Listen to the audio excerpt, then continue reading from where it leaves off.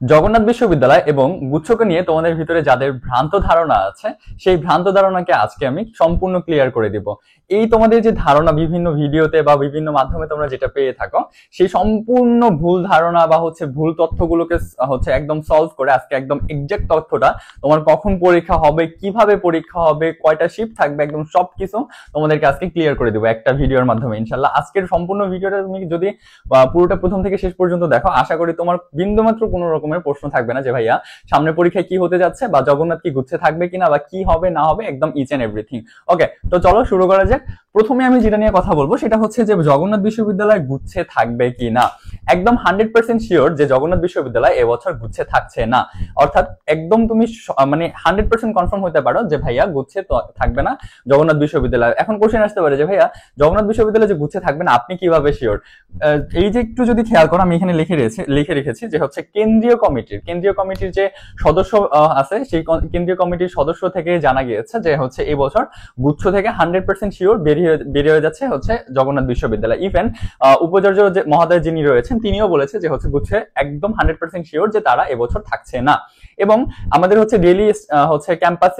Daily ক্যাম্পাসের যে নিউজটা আমরা একটু আগে বা এই কিছুক্ষণ আগে আমি ভিডিও বানানোর কিছুক্ষণ আগে যে নিউজটা হয়েছে এই নিউজে কিন্তু সেম তথ্যটা দেওয়া হয়েছে। এবার চলো আমরা আরো কিছু বিষয় নিয়ে কথা বলবো, সেটা হচ্ছে কবে পরীক্ষা হচ্ছে, কোন কোন তারিখে কিভাবে পরীক্ষা হবে। আচ্ছা ফাইন, 31 জানুয়ারি পরীক্ষা তোমাদের শুরু হবে এবং শেষ হবে 28 ফেব্রুয়ারি। হ্যাঁ ভাই, 1 মাস লাগায় পরীক্ষাটা হবে, একদম 100% শিওর তুমি শুনতে পাচ্ছ বা যা শুনছো এটা সঠিক যে 31 জানুয়ারি শুরু 28 ফেব্রুয়ারি শেষ। এখন পর্যন্ত পাওয়া তথ্য অনুযায়ী 31 জানুয়ারি সি ইউনিটে পরীক্ষা হবে। তবে একটা জিনিস মাথায় রাখবা, এবার কিন্তু আগে যেমন 4টা ইউনিটে পরীক্ষা হতো, এবার পরীক্ষা হতে যাচ্ছে 5টা ইউনিটে। এবার একটা ইউনিট বাড়ানো হয়েছে, সেটা হচ্ছে ই ইউনিট। ঠিক আছে, তো কোন ইউনিটে কোন সাবজেক্ট থাকে সেটা নিয়ে আমি তোমাদের সাথে কথা বলবো। আচ্ছা ফাইন, সি ইউনিটে পরীক্ষা হবে 31 জানুয়ারি, 7 ফেব্রুয়ারিতে হবে বি ইউনিটের পরীক্ষা। ই ইউনিটে রয়েছে তোমার 14 ফেব্রুয়ারি পরীক্ষা। ইভেন তুমি যদি এই ইউনিটের দিকে তাকাও সেটা 22 ফেব্রুয়ারি, আর 28 ফেব্রুয়ারি হবে তোমার ডি ইউনিটের পরীক্ষা। এবং এবার তোমাকে একটু ইউনিট পরিচিতিটা সম্পর্কে যদি বলি, তোমাদের এখানে এ ইউনিট যেটা রয়েছে সেটা বিজ্ঞান বিভাগের ইউনিট। তারপরে তোমাদের বি ইউনিট যেটা রয়েছে সেটা তোমাদের কলা অনুষদ, অর্থাৎ তোমরা যারা আর্টস ফ্যাকাল্টির আছো তারা এই বি ইউনিটে পরীক্ষা দিতে পারবা। তোমাদের ভিতরে যারা সি ইউনিট থেকে পরীক্ষা দিবা, অর্থাৎ তোমরা এই সি ইউনিটটা কিন্তু ব্যবসায় শিক্ষা অনুষদের জন্য। ওকে, সি ইউনিটটা ব্যবসায় শিক্ষা অনুষদের জন্য। এরপর ডি ইউনিট যেটা, এটা সমাজ বিজ্ঞান অনুষদ, অর্থাৎ তোমরা আগের যে ঢাবির যে ডি ইউনিটটা দেখে এসেছো সেই অনুযায়ী এটা একই রকমের ডি ইউনিট, অর্থাৎ তোমরা এখানে সব বিভাগ থেকে পরীক্ষা দিতে পারবে, সায়েন্স, আর্টস অথবা কমার্স সবাই এখানে পরীক্ষা দিতে পারবে। এটা সমাজ বিজ্ঞান অনুষদ। ইভেন এবার নতুন একটা এবছর নতুন একটা ইউনিট অ্যাড করা হয়েছে, সেটা এই ইউনিট অর্থাৎ সেটা চারুকলা ইউনিট। ঠিক আছে, তোমাদের এই ইউনিটে চারুকলা ইউনিটের পরীক্ষা হবে। এই ইউনিটটা এবার নতুন অ্যাড করা হবে। ওকে, সো এবার আমরা যাচ্ছি যে ভাইয়া সেকেন্ড টাইম থাকছে কিনা বা এবছর সেকেন্ড টাইম থাকবে কিনা। না, এটা তোমাদের জন্য একটা দুঃসংবাদ। এবছর জগন্নাথ বিশ্ববিদ্যালয়তে সেকেন্ড টাইম না রাখার প্রস্তাবনা উঠেছে এই পর্যন্ত, এবং সেকেন্ড টাইম না থাকার পসিবিলিটি এখন পর্যন্ত 90%, অর্থাৎ সেকেন্ড টাইম থাকবে না বললেই চলে। হ্যাঁ, সো এখন পর্যন্ত যে তথ্য এসেছে সেই অনুযায়ী 90% শিওর যে তোমাদের এবছর সেকেন্ড টাইম থাকছে না।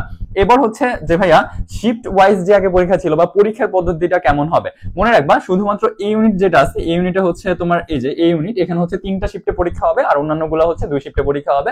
সকাল এবং বিকাল এই 2 শিফটে পরীক্ষা হবে। অন্যান্য ইউনিট গুলোতে এই ইউনিটে তোমার সকাল, দুপুর, বিকাল এই 3টা শিফটে পরীক্ষা হবে। ঠিক আছে, এই তারিখটাতে। ওকে, এই ইউনিটেরটা আর অন্যান্য ইউনিটেরটা সেম তারিখে তোমার হওয়ার পসিবিলিটি অনেক বেশি।